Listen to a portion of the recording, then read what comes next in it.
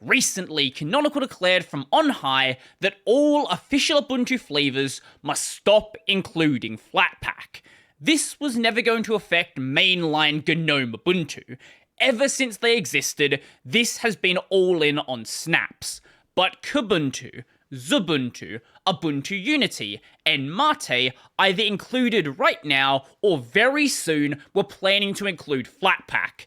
This change caused a little bit of an uproar, especially considering that a lot of people out there already aren't a massive fan of snaps.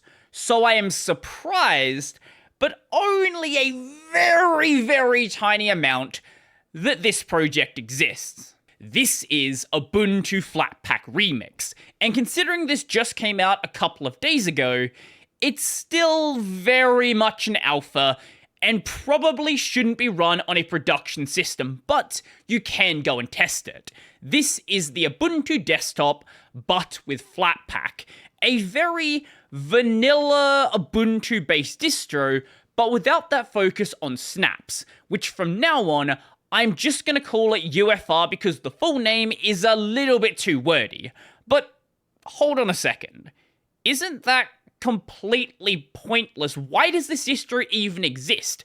All the change did to Ubuntu was stop the flavors, shipping Flatpak and the Flatpak tooling and any Flatpaks out of the box, just not shipping them with the distro. They are still available in the repos, and you can very easily go and install them. It's literally a one-liner to get back to where you were. So, does this distro make any sense? Is it just completely pointless?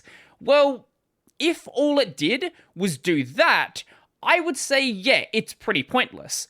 But it does do a little bit more. So not only does this include Flatpak tooling as should be expected, it also shifts the focus of the distro away from snaps towards Flatpaks, more like you would see on the Fedora side. A great example of this is with Firefox. So for quite a while now, the Firefox on Ubuntu is going to be a snap. They are fully committed to making Firefox as a snap a really good experience. You may think it is, you may think it's not, but either way, it's certainly been getting better. This can be removed and replaced with Firefox that you compile yourself, Firefox from a PPA, or Firefox as a Flatpak. But out of the box, Firefox is always going to be a snap. Over on UFR, that's not the case. Here, it is always going to be a Flatpak, along with other things which would typically be available as a snap, like Thunderbird, like LibreOffice. Basically, any application that would have been a snap over on Ubuntu is now going to be a Flatpak instead. Now, I hadn't mentioned it thus far, but the current version isn't actually based on 22.10. Instead, it is based on the previous LTS release, 22.04. But looking at the GitHub, it seems like there are plans to do 22.10. There's an issue though.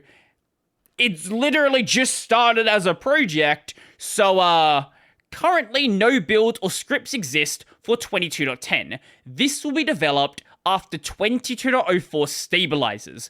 Once 23.04 stabilizes, that should be preferred for intermediary releases. Support should be for current LTS and current intermediary, open to discussion of course. So, considering where we are in the release cycle with, it being March 14th, 2023, 23.04 is like just around the corner. So even though it says all this, considering this project is being run by a single person, I wouldn't be surprised if 22.10 just never actually happens. Now, besides just the Flatpak change, another neat little addition is being made, specifically bumping the version of Mesa. So over on 22.04 LTS, normally you would have 22.2.5. On this version, it's going to be 22.3.5. It's not a massive jump. It's not a jump all the way up to like Mesa to Vel, Mesa 23, but any neat little bump is always going to make the gaming experience just a tiny bit better. Don't expect this distro to be making changes like Pop! OS. This is not made to be this whole separate thing that is different from Ubuntu. This is supposed to be the vanilla Ubuntu experience with some minor tweaking and no snaps. And that's pretty much it. Now, when you're looking at an LTS release for day-to-day use, there are sort of two ways you can look at using it. One of them is you want absolutely nothing to change. You want things to be completely stable.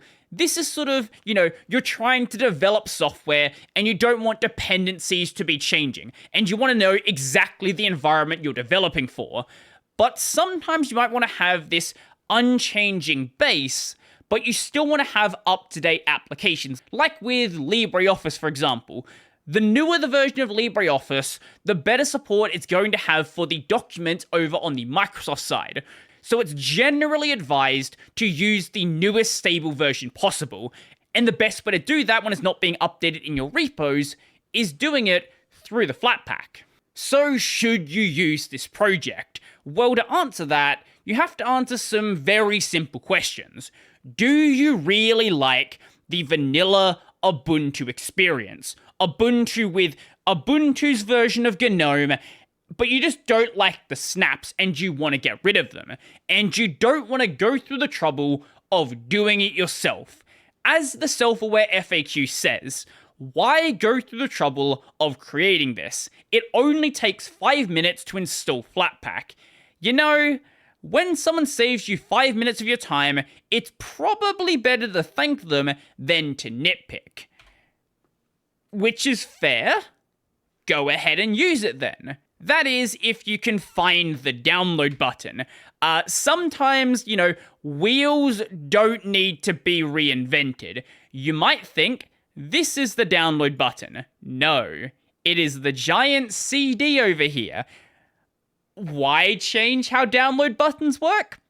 I don't know, but it is what it is. One thing to note, probably because the dev doesn't want to pay for hosting, there is no direct download for the ISO on the website. The button here is going to download a torrent. It's not a major deal, most people probably have torrenting software set up on their system, but just a heads up. All of that is just the distro itself. I've made it pretty clear in the past how I generally feel about distros like this. I don't really see much of a reason for them to exist. It takes more time to replace your current Ubuntu with UFR than just fixing all of the stuff that this would fix on the Ubuntu you already have installed. But, if you're making a shift already, and you don't mind having zero support from official Ubuntu, it's probably fine to use once it gets out of alpha and, everything is a bit more stabilized. But I do think this still doesn't really need to exist, and the exact same could be achieved by just making a script instead that did all of the same things. More akin to something like Labs from Luke Smith, or DTOS from DistroTube, where you just install the regular distro. In this case, it's with Arch Linux, but this can be done with Ubuntu, Fedora, anything else out there. And then you just have this post-install script that does all of this extra configuration for you, which would get it into the exact same state that UFR is currently in. But that's just coming from my perspective on Arch. Generally, you don't just go and make an Arch-based distro that makes a couple of minor tweaks. On the Ubuntu side, on the Fedora side, that is a little bit more common, so it does make sense in that context. Now, one other thing I hadn't mentioned is who actually made this project. You might have spotted it on the website. This was made by Learn Linux TV. He has got a video going over this, explaining all the details in more of the distro review sort of format. So if you want to go see his perspective on it and everything else that I might have missed, he has other great videos on his channel and is generally just an all-round good creator. Don't ask me why I'm not subscribed. I sometimes forget to. And with that, that's going to be it for me. So let me know your thoughts in the comment section, down below. Are you going to run this? Are you going to keep an eye on the project? Do you think it should just be an install script like I said, or do you think an ISO is perfectly fine? I would love to know. So if you liked the video, go and like the video, and if you really like the video and you want to become one of these amazing people over here, check out the Patreon, Scribe, Sally Berapay linked down below.